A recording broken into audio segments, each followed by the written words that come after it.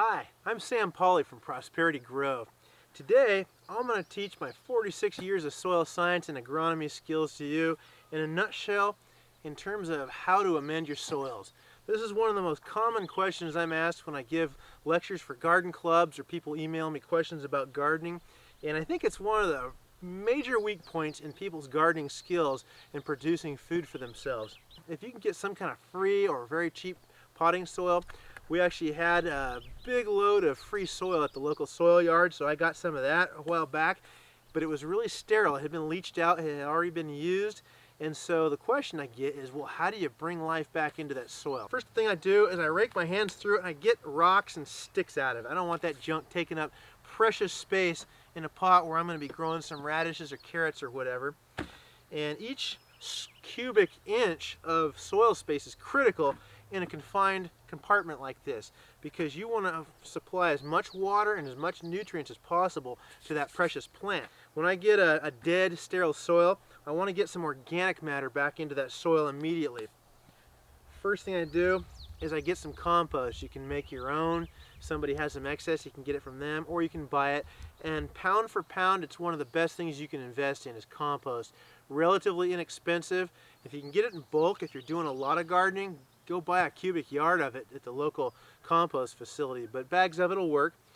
And for the sake of this video, I'm not going to do a bunch of calculations and get all scientific about it. At the end of the day, when you're dealing with organics, it doesn't matter that much. Just get it in there. So I usually start out by throwing maybe 3 handfuls of compost in there. Nice black, broken down compost. Next thing I do, I get some chicken manure. Chicken manure you can get from a chicken ranch, somebody that has chickens, or you can buy it. Now, next to compost, this is one of your best possible soil amendments you can get, pound for pound, dollar for dollar. Maybe throw 2 handfuls of that in.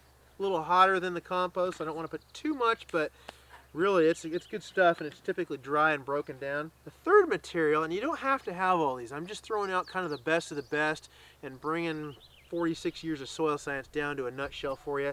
If you can get all these, it's really going to help you out, because steer manure is very different chemically from chicken manure. Chicken manure is higher pH, steer manure is lower pH. They have different nutrient ratios, and they're doing 2 things. They're adding nutrients and organic matter, 2 critical components. So here's a steer manure.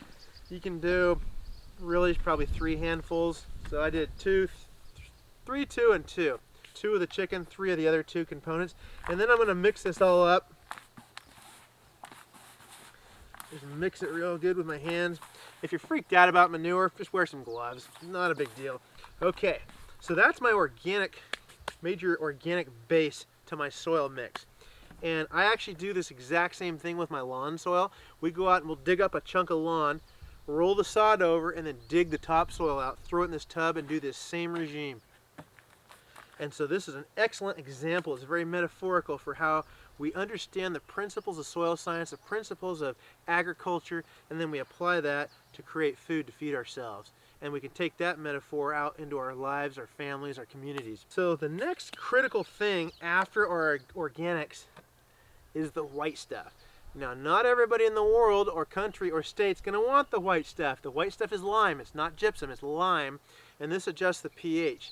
There are certain places, if you're in a volcanic soil, you might have a neutral pH and you don't want any pH amendments. Our area happens to be very low in magnesium, so I have dolomite lime instead of calcite lime. And you really don't have to be that accurate.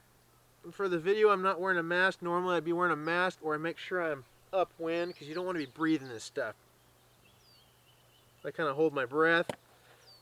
But you basically want to do a pretty nice coating. Not too much, because you can make it toxic and bring the pH up too much. But this is the same stuff they used to use the stripes on the soccer fields and football fields. Okay, so that is going to bring our acidic pH up, make it more nutritious, more fertile for plants. Then we get probably my favorite secret ingredient, green sand. It used to be Jersey green sand, now it's Russian green sand due to problems at the mine. And again, I'm not getting super specific here. I found if you add a little too much or not quite enough, it's good enough. Just a sprinkling over a dusting over the surface, And this stuff is magic. It's not a hot fertilizer like condensed chicken manure straight out of a chicken farm. It's basically a glauconite. It's a mineral. It's ground up, but it's very different from beach sand. It has 10 times the water holding capacity of standard beach sand. It releases potassium into the soil and a bunch of micronutrients, and I've found it just a wonder in your soil mix. Okay, now we got our lime, our green sand, and we're ready for the azomite. This is one of my other secret ingredients a lot of people don't know about, but glacial rock dust or azomite, one of those products that has micronutrients in the ground up mineral, and it's ground to a fine flour. I just sprinkle some of that. You don't need too much. Stir that in, and now you're going to have most of the micronutrients that people don't talk about too much in your soil. While we're on that topic, micronutrients are the nutrients your plants just don't need very much of. We don't need very much of.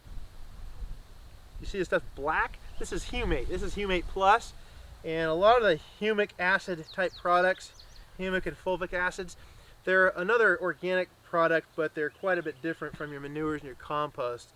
To make things real simple, it's a mineral source. It's something that's buried under glaciers and condensed and pressurized.